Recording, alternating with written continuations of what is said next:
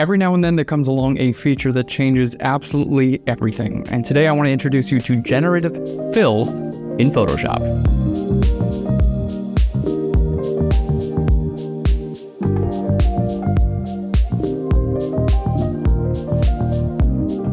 Hey there, welcome to Phlearn. My name is Aaron Nace. You can find me at phlearn.com where we make learning fun. I'm super excited to announce Generative Fill in Photoshop. Honestly, this is like the biggest game changer I think ever to come to Photoshop. I've been using Photoshop now professionally for about 15 years. Generative Fill is using artificial intelligence to fill in gaps in your images. Not only that, it can actually generate anything you want completely from scratch, matching the perspective, lighting, and content of your photo. This really is a game changer. Generative Fill is available right now in the Photoshop beta release and coming soon to all Photoshop builds. If you have access to Photoshop through your Creative Cloud membership, you automatically have access to the Photoshop beta. So be sure to download it right now, check on the options for Generative Fill, and let's jump in. So here you can see I've got a bunch of images open in Photoshop. Let's go ahead and start with this one. We're going to be doing all of them. Now, our subject you can see is on a kind of a dark background that's out of focus. Now, the first thing I want to do is cut my subject out from the background. You are going to see this brand new toolbar. This is the contextual toolbar that also releases today in Photoshop's regular build. But we're going to be focusing more on the Generative Fill, which is available in the Photoshop beta. So the first thing we're going to do is hit select subject right here. Let's go ahead and select our subject. And then we have our Generative Fill option right there. But I want to go ahead and inverse my selection. So we're going to click here, and that's just going to inverse my selection. So now we're selecting the background. Okay, so our subject is selected out from the background. We're going to go ahead and click on Generative Fill. Now, when I click on Generative Fill, we have a couple options. Let's go ahead and take a look at this. Basically, you can say, describe what you'd like to generate, or feel free to leave this blank. If you leave it blank, it's just going to figure out whatever it wants. And basically, it's kind of like using a remove tool. But if you type something in there, it's actually going to add that to your photo. So we're just going to type, I'm going to type in like forest, dusk, moody. There we go, and hit generate. Keep in mind that I've selected my subject and then inverse my selection, so it's the background. And as you can see, this does process on the cloud. This is artificial intelligence. It's using like intense computer resources on Adobe's cloud. But here we can see it put my subject completely in exactly what I described. Now, this is game changer. It really is. We have a few different variations as well. So I can click through my variations and we can see, these composites.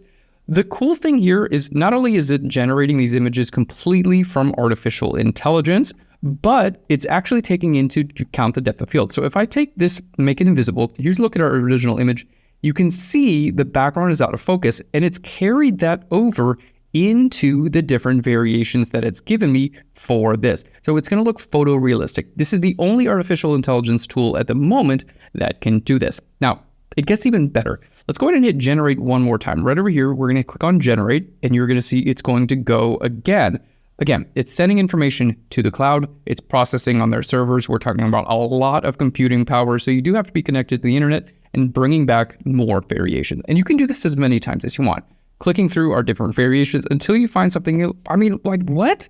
That's insane. Now, there's a lot of talk going around artificial intelligence these days, especially in terms of image generation, because popular tools like DALL-E and Midjourney, those are scraping the entire internet from all the images that are out there, and there are some copyright violations.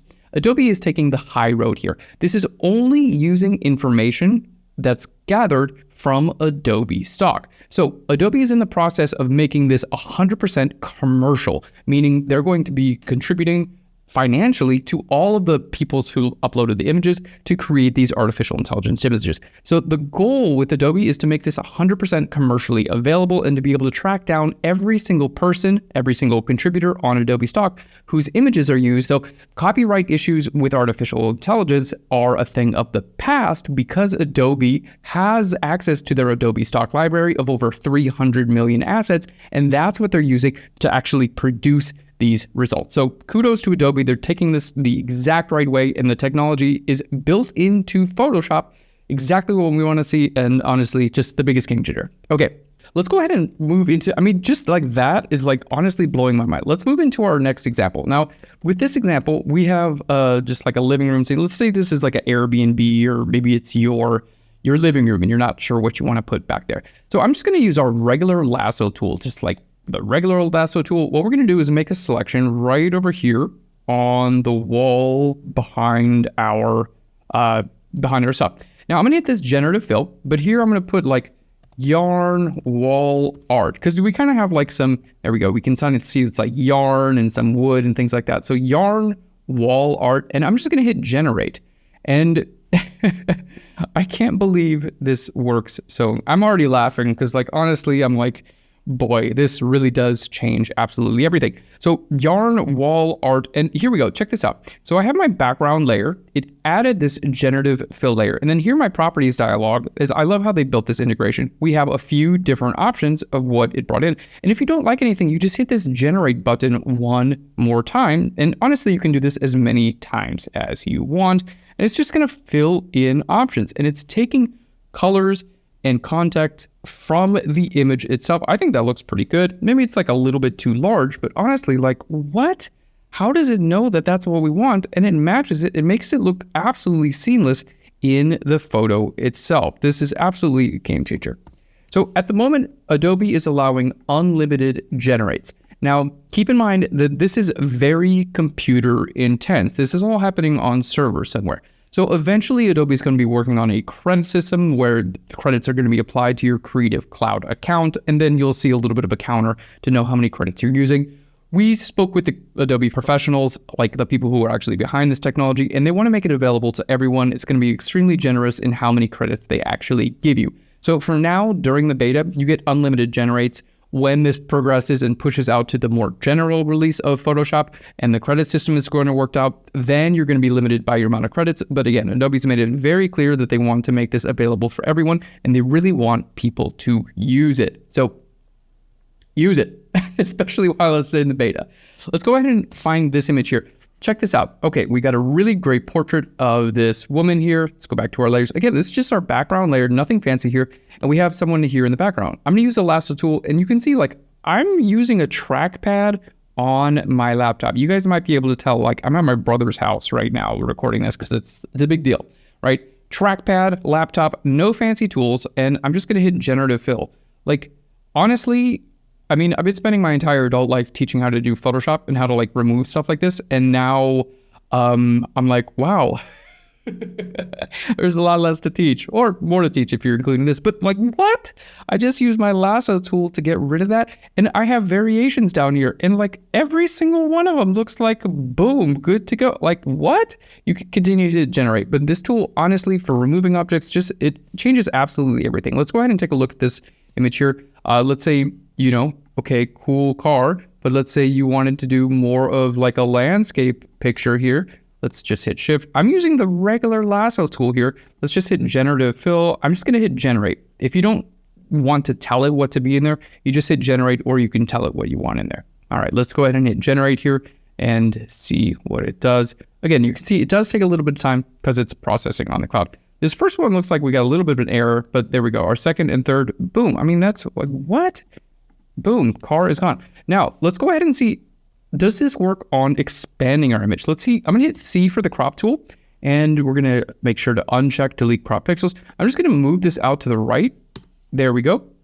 And then what we're gonna do is grab our marquee tool. So we're gonna grab our regular marquee tool. We wanna make sure we overlap the image a little bit, because it's actually gonna use some of the image pixels. It analyzes what's in the image itself to fill. So there we go, selected that, and then we're just gonna hit generative fill, okay? This keeps popping down there, so I need to bring it back up. There we go, we're gonna hit generate. This is just blows my mind, honestly. After using Photoshop for my entire adult life. I mean, since I was like 15 years old, honestly. What? Like, are you even kidding me? How is that good? Okay, I'm just gonna do this. This little contextual toolbar is brand new. We're gonna pin it so it doesn't keep moving. But, like, we have a few different variations on that, right? How incredibly cool is this? Let's say, okay, we're gonna take this a step further. I'm gonna hit my crop tool, C for the crop tool. We're just gonna crop this up, boom, something like that, hit enter, and then use my marquee tool. And you can just keep doing this like forever and ever and ever. Let's hit generate here again. And it's going to analyze the context to your image, putting it in there, and it's matching the context and, like, the scale and how in focus it is and the lighting. I mean, this is basically what we're doing. Like, what? It's basically like impossible before this, and all these different variations, and like they blend seamlessly into everything that we've been doing. So let's go. We're going to do one more thing. I'm going to hit C for the crop tool. We're going to just crop this up even more. Okay. And then let's go ahead and put on here. We're just going to make a selection here. And then we're going to put in Generative Fill, and we're going to call this Cloudy Sky. All right. So let's hit Generate. So let's say you're on vacation, you take a picture of something really cool, and you need to stretch it or fill it to, maybe you're doing a composite photo, or like, what? Cloudy sky, I think, like, that looks great. I mean, obviously, like, this isn't a place. This is, like, completely generated. But, like, this is what we started with. Like, just this tiny little image with that car in there. And then, boom, car is gone. We expanded it horizontally. We expanded it vertically again. And then we added a cloud. And then let's see if we just want to crop up, all the ground with the tire tracks and stuff on it. It's like, what? We have this beautiful landscape photo, like, out of absolutely nothing. And you could just keep going with this. I mean, you could make an image that's 1,000,000 pixels by 1,000,000 pixels. There really is no limit to this technology. Wow. Okay, let's check out this photo here. So this one, what we want to do, I'm going to hit L for our lasso tool. I'm just going to like get these like tire tracks here. We don't want tire tracks in this nice photo, right?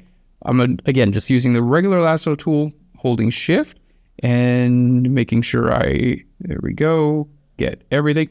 So again, super simple. Now, Adobe did tell us that if you want everything to be like very cohesive, try to do all your selections at once. So again, I want this all to kind of fill with the same theme involved. So let's go ahead and hit Generative Fill. I'm just going to hit Generate there. Fantastic. And it's going to know that all of this is contextual and fill it all with the same, like, more cohesive type of fill. It's not going to do like one and then the other. You can most definitely fill a bunch of different areas at a time, but like, what? How could it? And like all these variations, like that looks great. Like, honestly, this would have taken hours to do traditionally. Okay, let's go ahead and take it one more step. We're going to select here our foreground, the messiest selection ever. And I'm just going to type in field of flowers. There we go. I type in filed. There we go.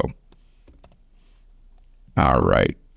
I can't wait to see what happens like with this technology. Honestly, like, let me know in the comments down below, because it's an absolute game changer. Honestly, it's making things that used to be very difficult, very easy. And everyone's going to feel a different way about that.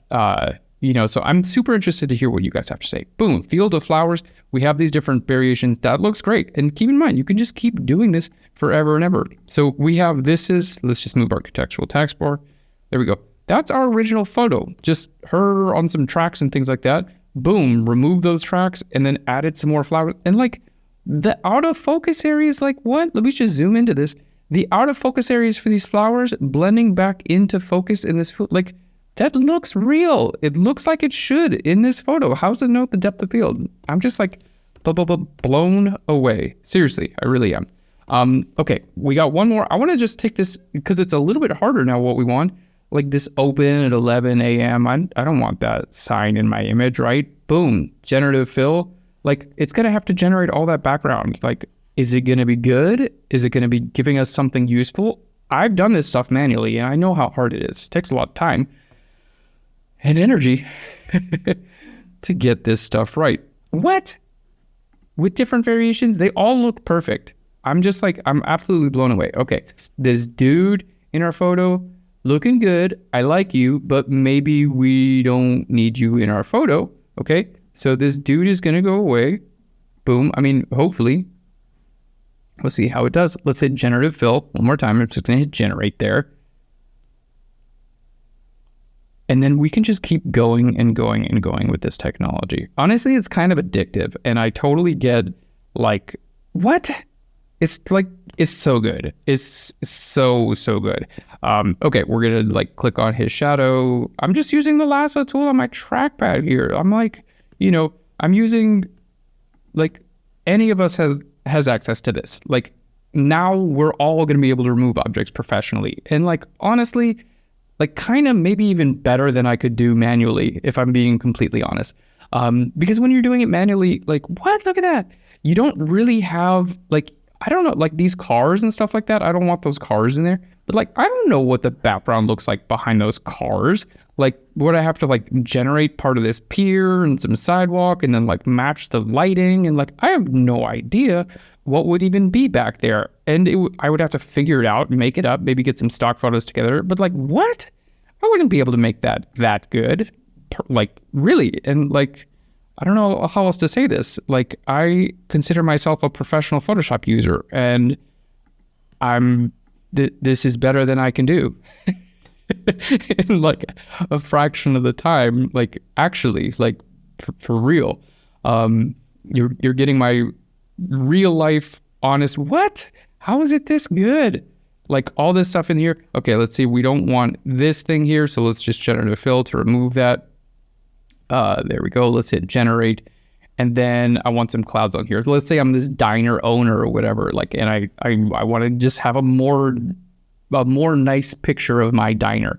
There we go, of the cafe. Okay, we're going to do this one more time, and then we're just going to put up here. There we go. And here, generative fill. Don't forget, you can type in exactly what you want. Describe what you'd like to generate.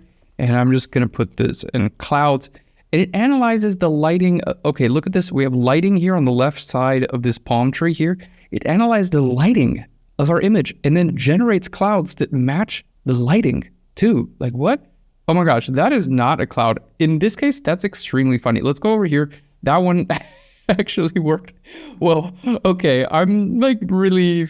This is the first time that this technology has not worked exactly like what I wanted. But you know what? One of them did. And then you can just hit this generate button and it had more clouds. Oh, that's so funny. I've used this technology a decent bit, and that's the first time it's generated something like that. But you know what? Boom. The next go round, we still have some really nice clouds that totally work for us. I think this is absolutely incredible. Let's go ahead and group all this stuff here and then just turn all that off and on. Like what? Look at this here. As I zoom in, I mean, this is like perfect stuff. I can't believe that it did this so incredibly well. Like blowing my absolute mind. This cloud thing, you can see when it got it right, it did the lighting. So you can see the left-hand side lighting on the palm tree, and it's lighting from the left-hand side with the cloud. So it's putting it in there and matching the lighting at the exact same time. Guys, I'm super excited about this. So here's the big things. Adobe is using Adobe stock to generate all of these images. So this is all licensed material, okay? So the whole goal, it's not there right now, but very, very soon, this is all going to be available for commercial use, 100% for commercial use. So the copyright stuff, the issues that we have with like Dolly and Midjourney, that's not an issue. To get access to this, you can access it right now. If you're a Photoshop Creative Cloud subscriber, whatever plan you have, just go into your Creative Cloud, go into your beta apps, okay? Your beta apps. You can download the Photoshop beta right now. If you're watching this video a couple months after release, or you know, we don't have the exact dates, but this is all coming to the Photoshop general build soon. Right now, it's available in your beta. So make sure to download the beta apps. Make sure to check all of the preferences that enable generative fill. It might be called synthetic fill on your build. That's like the previous working name. It's going to change to generative fill. Check on all those options. You're going to have available this technology right now. Thank you so much for watching this special edition version of Phlearn. I just had to get this episode out because, boom, blowing my mind. I'm sure it's blowing everyone's mind at this point. Thanks so much. I'll Phlearn you later. Bye, everyone.